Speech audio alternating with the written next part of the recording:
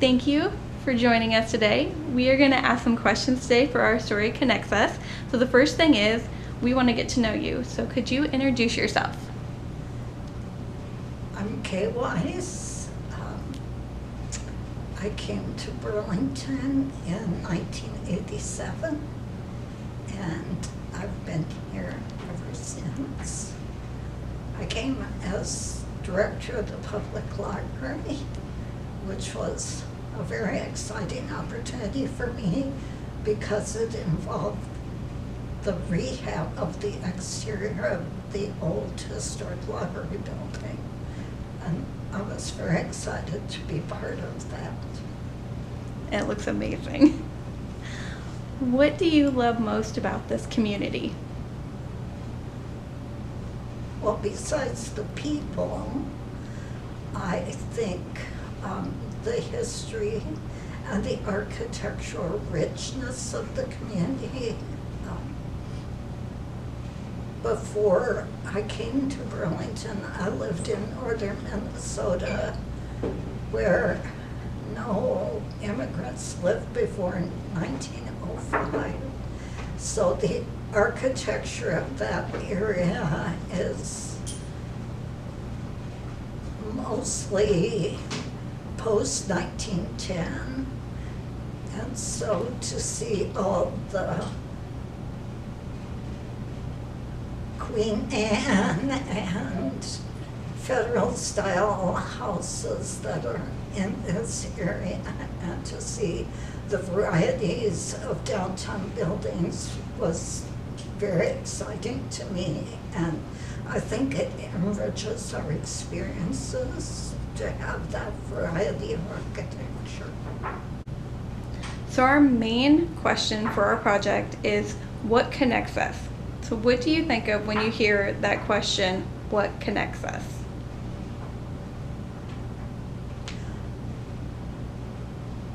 I think experiences connect us. I think shared experiences. Certainly communication connects us. The ability to, of course, I'm a librarian, so I have to say this, but books connect us because we can read about people that we might never meet in real life, but we get the opportunity to learn about what their lives were like and what their experiences were like, and that helps us enrich our understanding of other people. Absolutely. Can you share a specific moment when you felt deeply connected to someone or something?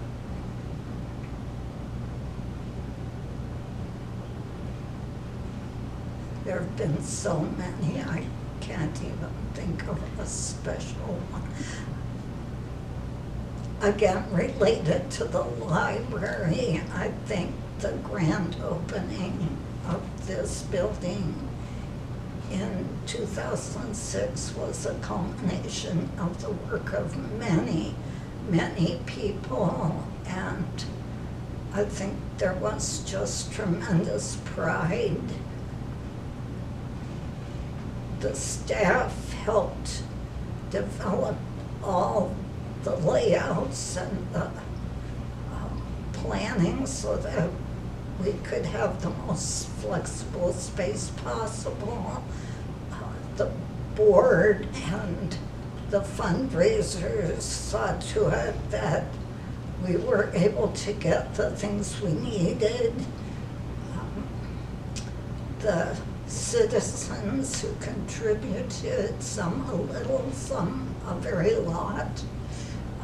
The Library Foundation, that night of the ribbon cutting and the grand opening was really a special night.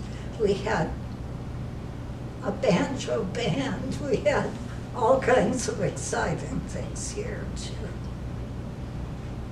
So the next question is, what role do diversity and inclusion play in fostering connection? Again, I think the ability to share other people's experiences, whatever they are, whether you do it by reading or whether you do it by working together on a project, or if you learn about it through an audio or video experience, to help us understand that all the people we know haven't had exactly the same experiences we have. And even people in the same family don't experience events in the family necessarily the same way. Absolutely. How do you see our community as a place where people come together? I think the river draws people together. I think the revitalization of the downtown and all of the events that happen there, from the trick-or-treat events to the living windows. I mean, I just think of a lot of things that happen downtown that bring people to see what others are doing, and also to see their neighbors, their friends, their acquaintances, enjoying the same kinds of things. That's a great opportunity to come together. I think as a librarian, I've had the opportunity to work with amazing people who have put other people's needs ahead of their own, and have always helped library patrons, users, whatever you want to call them, and their fellow staff workers to develop and be the best advocates for public service and for community development as they can be. And also, I've had the opportunity to meet and become friends with a few authors who help me to understand the world of publishing, to understand the world of writing, to understand that while it might seem easy, it's not easy, and that they too just have helped broaden my experience. To me, libraries are about lifelong learning, and I guess I'm committed to that for myself as well as for other people, and I always want to know more, and the more I learn, the more I learn I don't know so much, and we can't expect to be experts in everything, so we need to rely on the people who are experts in different areas. When I interviewed for the job of library director in 1987, that was before the Americans with Disabilities Act. But when I interviewed, I told the board members who interviewed me that I could foresee the time when I said at that time the state would require them to dismantle the stack area of the old library because it was not particularly safe and was certainly not accessible to everyone. And I used to joke with them, and they hired me anyway. So over the course of time, we repaired the exterior of the building so it was not crumbling into the street and falling on people.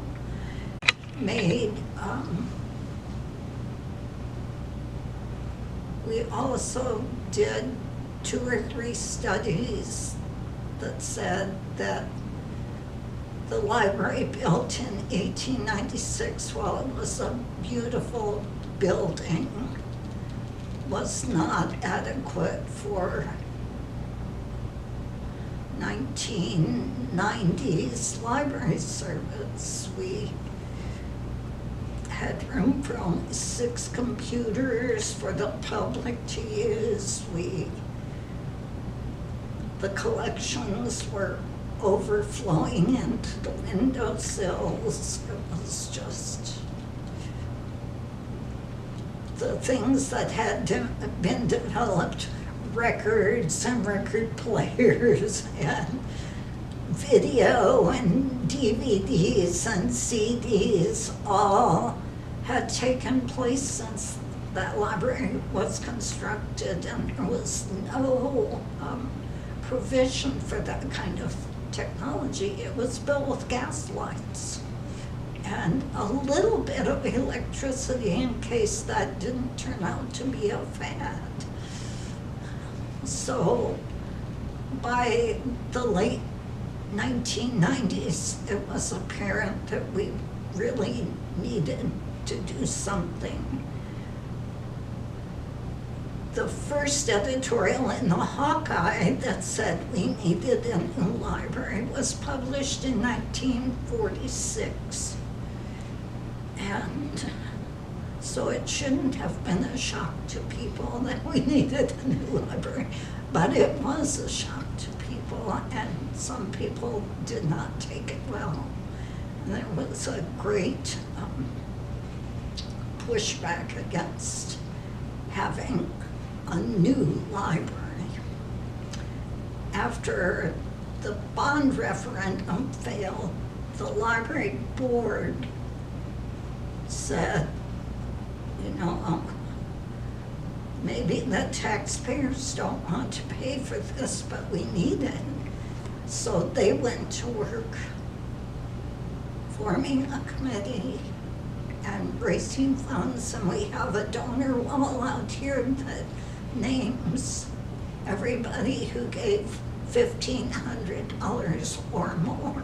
There were a lot of people whose names are not there who could not give that much money, but they also contributed, and we were well aware of that.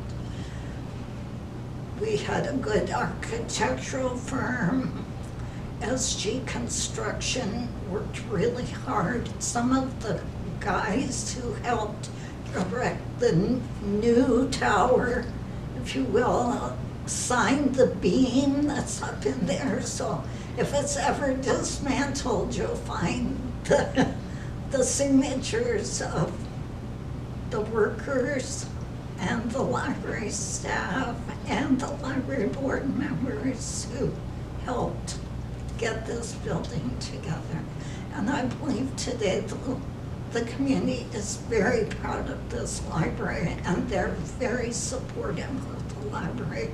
They continue to support the development of the collections, the development of the staff, because they know that's what helps us as a community, not just communicate better, but also to understand each other better and to share in the life of the community. And people say, well, you got the library built. I did not get the library built. The community got the library built. But give yourself a little pat anyways for being the charge. Well, thank you so much for taking time to sit down with me and share. There's a lot about this place I didn't know. I love the beam story, but thank you. you for doing that.